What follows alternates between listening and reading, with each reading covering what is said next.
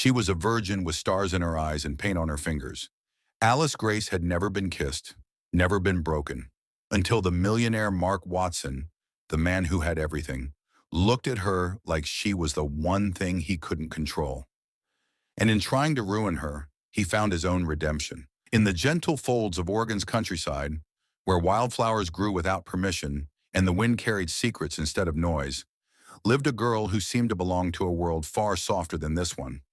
Her name was Alice Grace. At 21, Alice had the kind of beauty that poets could never do justice. Her skin held the glow of morning light. Her eyes, a shade of blue between sky and ice, carried oceans, quiet, deep, and full of wonder.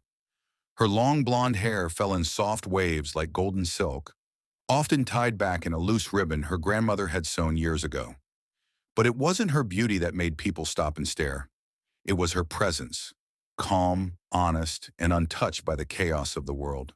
She lived in a small, time-worn cottage on the edge of town, surrounded by lavender bushes and white picket fences that had lost their paint, but not their charm. Her grandmother, Evelyn, had raised her since she was 5, after her father went to prison and her mother disappeared like mist in the wind. Evelyn was everything Alice had left, and that was enough. Mornings started early in the Grace home. Alice would wake before the sun, barefoot on the cold wooden floor, quietly brewing tea for her grandmother. She would water the flowers, hum lullabies to herself, and watch the world bloom one petal at a time. By 9 a.m., she'd walk to the flower shop 2 blocks away, petals and pages, a little place that smelled like rose water and fresh paper. Alice worked there part-time, arranging bouquets for strangers who didn't know how much love she tucked between the stems. She wasn't just a florist. She was an artist, a healer, a dreamer. Every bouquet she made had a secret message. Lilies for someone who was grieving, peonies for someone finding their strength, sunflowers for someone who had forgotten the light. People loved her for it, though they didn't always say it aloud. She had a magic no one could explain, maybe because it wasn't loud or flashy. It was quiet magic, the kind that touches your soul before your skin. Her room at home was filled with books, old watercolors, and journals with pressed flowers between the pages. She believed in fairy tales, not the Disney kind, but the raw ones where love hurt before it healed. She hadn't kissed anyone, hadn't been held under a starlit sky, hadn't whispered, "I love you," with trembling breath. Some said she was too innocent for the real world. But Alice never saw that as a weakness. To her, innocence wasn't ignorance. It was courage. The courage to believe in good, even after seeing bad. The courage to love, even when love had failed others. Sometimes at night she'd lie awake wondering what it felt like to be wanted. Not for her looks, not out of convenience, but for her soul. She wanted someone to look at her and say, "I see you." Not your past, not your smile. You. But no one had ever stayed long enough to look that closely. The town boys only saw her softness and mistook it for simplicity. They didn't understand the strength it took to be gentle in a world that rewarded cruelty. They didn't see the fire inside her calm, or the storm she carried behind her stillness. She wasn't lonely, at least not in the way most people think. She had her grandmother, her flowers, her stories. But a part of her longed deeply, silently, for something more. Sometimes she'd stand by the window brushing her fingers along the glass and ask the wind, "Will someone ever choose me, not as a trophy, but as a treasure?" She didn't want diamonds. She didn't want castles. She wanted a real connection, messy, honest, and consuming. She believed that one day love would find her, not in grand gestures, but in the quiet moments, in the way someone might tuck her hair behind her ear or ask her how her day was and truly listen. She dreamed of a love that wouldn't try to fix her because it would see she was never broken. One summer evening, while the sky burned orange and the world held its breath, she wrote in her journal, "I am not waiting to be saved. I am waiting to be seen." And far from her little town in a world of glass towers and reckless hearts, a man who had never seen anyone clearly was about to stumble across her. And everything was about to change. Mark Watson had everything a man could want, or so the world believed. At 32, he was already a billionaire. Not just rich, legendary. His name was inked in magazines, whispered in elite circles, and envied by Wall Street titans. He owned 7 luxury hotels, 4 exclusive nightclubs, and a dozen hidden investments that gave him power in places most people didn't even know existed. He wore suits custom-made in Milan, shoes stitched by hand in Spain, and a watch worth more than some people's homes. But no one could ever tell time was the one thing Mark couldn't control. He lived fast, because slowing down meant feeling, and feelings were dangerous. His Manhattan penthouse, 82 floors above the city, was made of glass and shadows. It overlooked the lights of New York, but none of them ever warmed his soul. Inside, he kept walls lined with art, but his heart stayed bare. He hosted wild parties, champagne fountains, silk dresses, strangers kissing in corners. Women adored him. Men envied him. The world wanted to be him, but none of them knew him. He changed women the way others change music on a playlist. Quick, careless, always looking for the next hit. Each relationship lasted just long enough to keep the rumors alive. He didn't do forever. He didn't even do good morning. They called him the Ice Prince in the tabloids. Charming, cold, untouchable. But the truth? Mark Watson was deeply, terribly lonely. Behind the luxury and lust, he was still a boy from a broken home. His father had left when he was 8, walking out with a suitcase and a lie. His mother had shut down emotionally, drowning herself in pills and plastic smiles. Mark learned early that love was a lie people told before they left. So he built walls, thick, tall, elegant walls, not with bricks, but with money, sex, and control. He didn't need love. He needed power. Power to never be the one left behind again. Every time he felt a flicker of emotion, he'd crush it beneath another thrill. A fast car, a faster woman, an empty kiss under the glittering lights of a city that never slept and never cared. He told himself he was happy, told himself he liked the rush, the noise, the chaos. But when the music stopped, when the laughter faded, when he was alone in that penthouse full of emptiness, he felt it, that ache, that gaping, echoing silence inside his chest. A silence money couldn't fill. He had assistants, bodyguards, private chefs, and VIP lists longer than novels. But no one knew how he took his coffee. No one noticed the way he clenched his jaw during thunderstorms. No one had ever asked him about his favorite childhood memory, because no one stayed. He wouldn't let them. If they got too close, he pushed them away before they had the chance to see his cracks. Because deep down, he believed he wasn't worthy of staying for. So he kept dancing on the edge. Of love, of sanity, of self-destruction. He told himself that he liked the thrill of the chase, the power of seduction. But what he was really addicted to was numbness. Pleasure was a shield. Every party, every touch, every lavish escape was a way to forget how much he hurt. His therapist once told him, "You're not afraid of being alone. You're afraid of being known." He never went back to that therapist. But some nights when sleep didn't come and the city whispered truths he didn't want to hear, he would walk barefoot across the cold marble floor, stand at the window, and wonder, what if there's more than this? What if someone could see past it all, past the money, the arrogance, the brokenness, and still choose me? But that thought scared him more than loneliness ever did, because to be loved meant to be vulnerable, and Mark Watson would rather burn than bleed, until fate, wild, unpredictable, and beautifully cruel, stepped in, until a girl with soft hands and a softer heart looked at him like he was human, not a prize, until someone so different, so untouched by his world, walked into his life, not to take from him, but to teach him how to give. And for the first time in years, Mark Watson was about to lose control. But maybe, just maybe, that's exactly what he needed. It was the kind of summer day that felt like a secret, warm, golden, and humming with something unspoken. Mark Watson hadn't planned to stop. He didn't even like small towns. They were too slow, too quiet, too honest. But Oregon had untouched beauty, and his team insisted it was perfect for the next luxury resort. So he flew in on his private jet, sunglasses hiding the weight under his eyes, phone glued to his palm, heart untouched as always. He arrived in a black Escalade that didn't belong on cracked village roads. Locals stared, curious and cautious, but Mark didn't notice. He was already bored, until fate, delicate and wild, led him to a corner shop called Petals and Pages. He stepped inside, expecting nothing. The bell above the door chimed softly, and the scent of jasmine and old paper floated through the air.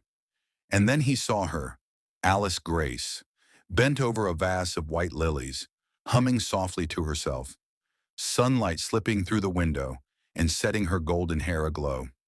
She looked like a dream, not the kind he was used to, the kind that wore lipstick and lies.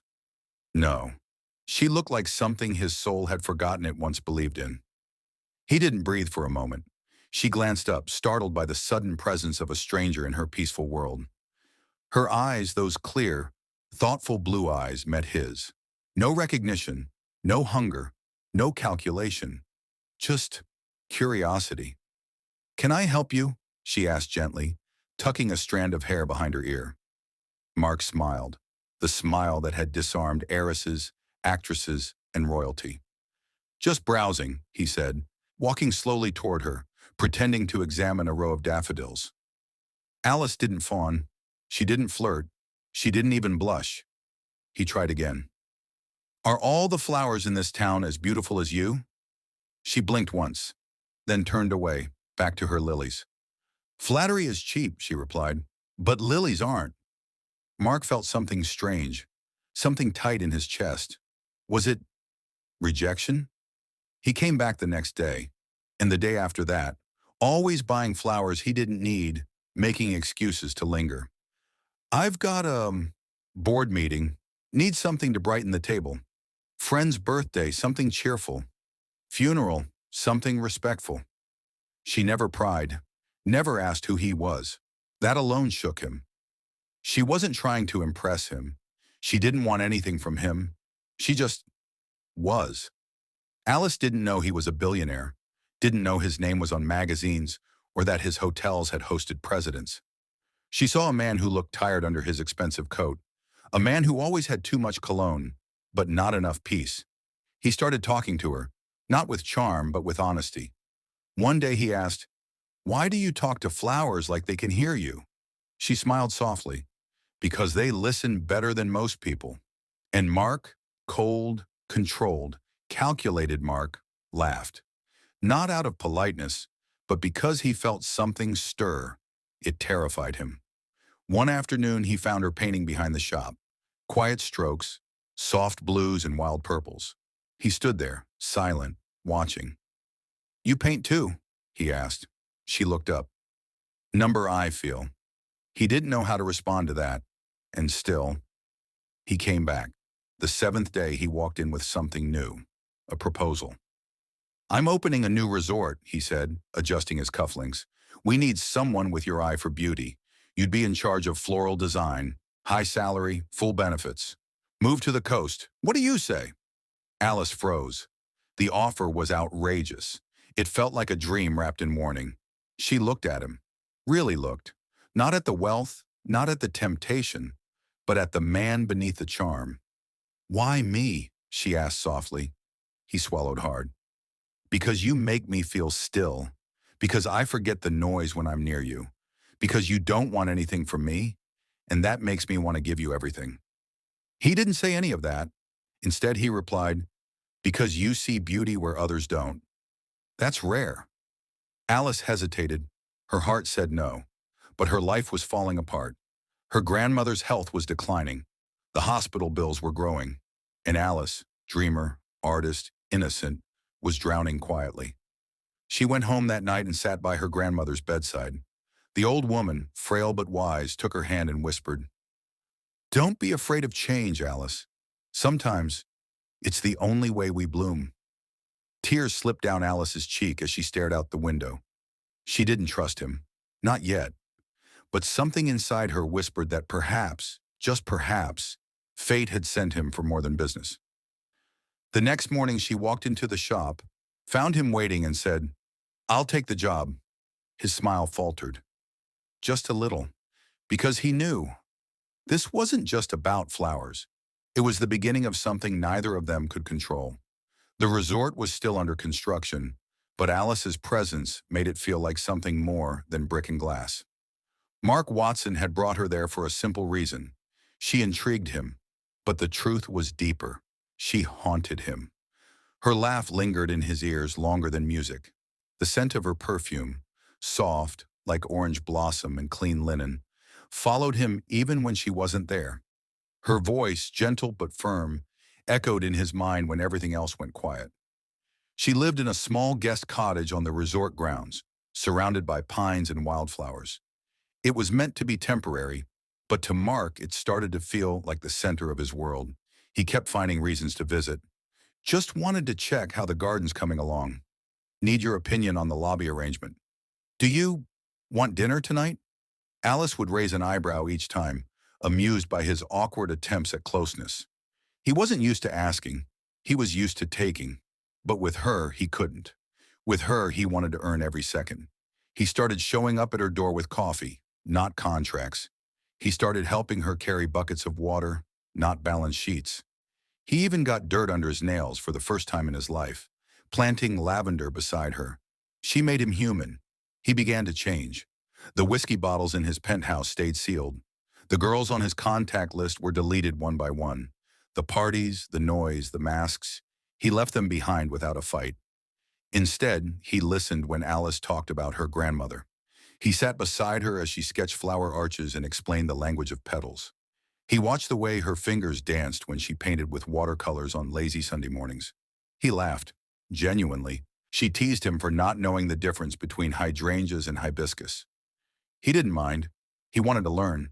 He wanted to know her, because for the first time in years, he wasn't chasing pleasure, he was chasing peace, and it wore a smile named Alice Grace. But love, even when gentle, can be terrifying. Alice saw it first, the tension behind his laughter, the way his hands trembled when she touched his wrist too long. He was falling, but he didn't know how to land without crashing. So one night, after a long walk through the moonlit gardens, they sat by the cliffside where the stars seemed close enough to touch. The ocean roared below, but everything between them was still. Mark looked at her. His eyes, usually sharp and guarded, were soft now, almost boyish. He opened his mouth, then hesitated. Alice reached for his hand. "You can tell me." He exhaled, slow and shaky. "I don't want you as another name on my list." His voice broke slightly, cracking through years of defenses. "I want you because you make me feel like a human again." Silence. Then her hand tightened around his, and her voice, tender but powerful, responded. "Then be a better man, Mark. Not for me, for yourself." His heart ached at her words, not because they hurt, but because they healed. He looked at her, really looked, and saw not a girl to possess, but a woman who had taught him something no one ever had. That love wasn't about taking, it was about becoming. Their eyes met under the stars, and then, slow, trembling, certain, he leaned in. She didn't flinch. She didn't run. Their lips touched like a promise. Software pure. Real, not a conquest, not a transaction. Just two broken hearts learning how to beat together. When they pulled away, Alice rested her forehead against his. Her voice was barely a whisper. "You're not broken, Mark. Just lost." He held her hand to his chest. "I think I'm starting to find my way." That night, he didn't sleep with her. He slept beside her, in the cottage, on the couch, watching over her as she breathed. Because for the first time, being close to someone didn't mean using them. It meant protecting them. And deep in his chest, a truth grew quietly. He didn't just want her love. He wanted to deserve it. Love, as pure and healing as it may be, does not live in a bubble. The world watches, and sometimes it judges. At first, everything felt like a fairy tale. Alice and Mark were different, yes, but in the quiet of the gardens, in the soft hush of twilight walks, in whispered confessions, they were just two souls finding each other. But the world, the real world, is rarely kind to a love that challenges it. It started with glances. The resort staff would look at Alice differently now, not with admiration, but suspicion, envy, contempt. The whispers began. "She's sleeping her way to the top." He's just playing with her. A toy, like all the rest. She doesn't belong here. Mark's friends, high society wolves in tailored suits, noticed too. They laughed over cigars and champagne. Mark, you're serious about that flower girl? She's sweet, but come on. You could have anyone. Poor thing thinks love matters. Wait till she learns the rules. Mark didn't defend her, at first. He thought it would pass. He thought people would see what he saw. But the world didn't want to look deeper. It only wanted to judge the surface. They said she was too soft, too pure, too poor. They said he was too wealthy to ever change, too broken to love, right. One afternoon, as Alice walked through the lobby holding a tray of fresh bouquets, she overheard two women from the boardroom. It's a phase. These rich men always chase something innocent before they get bored. She'll be gone by fall. You'll see. Alice's hands trembled, but she didn't drop the tray. She walked out with her head high, but inside her heart cracked. Mark noticed the shift in her. She smiled less, painted less, held him at arm's length. One night as they sat by the fireplace, she asked quietly, "Do you ever wonder if the world was right? If I don't belong here?" He took her hand, kissed her palm, and whispered, "No. The world's just blind. But not even love can stop cruelty when it comes like a storm." Then it happened. A tabloid exploded across the internet. Billionaire's flower girl, Alice Grace's dark past. They dug into everything. Her father's arrest when she was 8, her mother abandoning them, her grandmother working 2 jobs to raise her, the poverty, the hand-me-downs, the lonely Christmases. They painted her as a manipulator, a small-town girl playing Cinderella with a billionaire's bank account. Some even questioned her motives. Some questioned his sanity. Mark's phone didn't stop ringing. His investors were panicking. His board threatened to pull support. His brand, his empire was at risk. He sat alone in his office, the screen glowing with her old-school records, photos of her tiny childhood house, police records tied to her father. It felt like his whole world was unraveling. But the worst part? He blamed himself. She had been untouched by all this before him. Now she was exposed, humiliated, hurt. When Alice came to see him that night, her eyes swollen from crying, she expected warmth. Instead, he was cold, distant. Maybe you deserve someone better," he said. Her breath caught. "Is that really how you feel?" she asked, her voice barely holding. Mark stared at her, jaw tight. "I can't protect you from this. You deserve peace, Alice, not this mess." She stood still, just long enough to feel everything break inside her, then turned without a word and walked out. She didn't cry until she reached the gardens, where the moon watched in silence and her lilies bloomed, unaware of heartbreak. Mark sat alone for hours after she left. His world, once loud and full of pleasure, was now crushingly silent.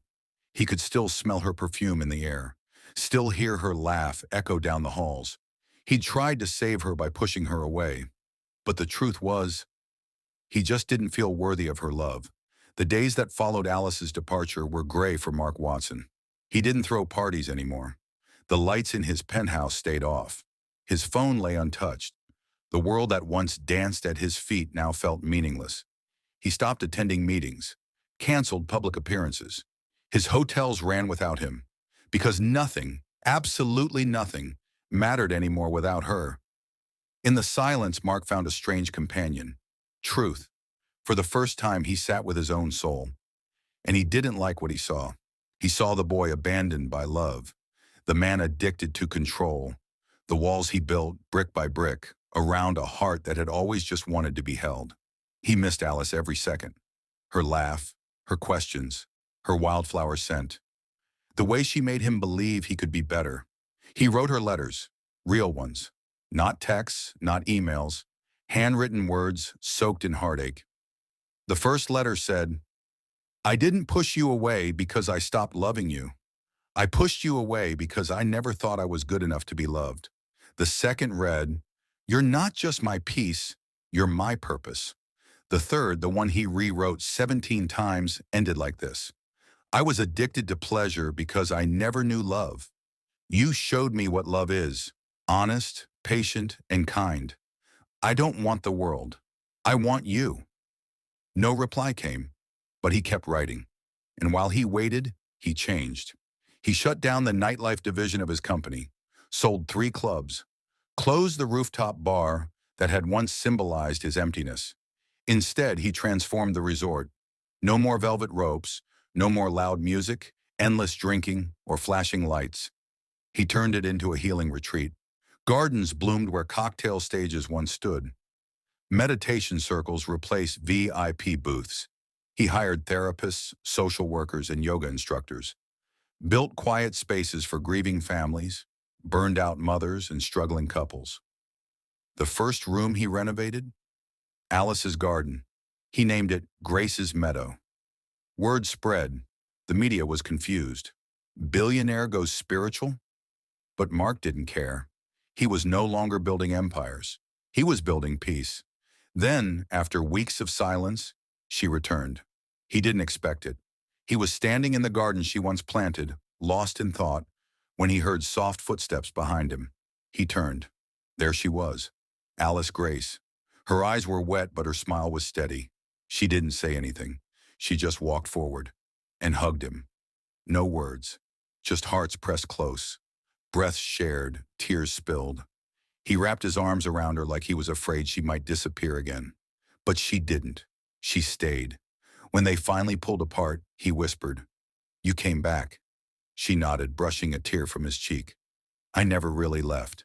Not here." She touched his chest. "Not from your heart." They sat in the garden until the sun dipped low, talking, listening, apologizing, forgiving. A month later, he proposed, not with diamonds, not with gold, but with a ring he made himself, woven from wildflowers she once taught him to name.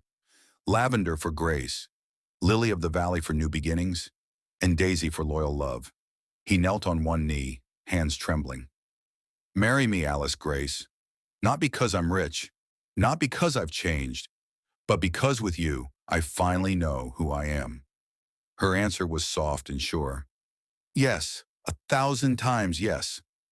They didn't buy a mansion. Instead, they moved back to Oregon, to a small house near the mountains, where love felt closer than judgment. Together, they opened a community center. Not a fancy one, just a warm space with open doors. They offered counseling, job training, and shelter to low-income families. They provided resources for interracial and intercultural couples who faced hate and isolation.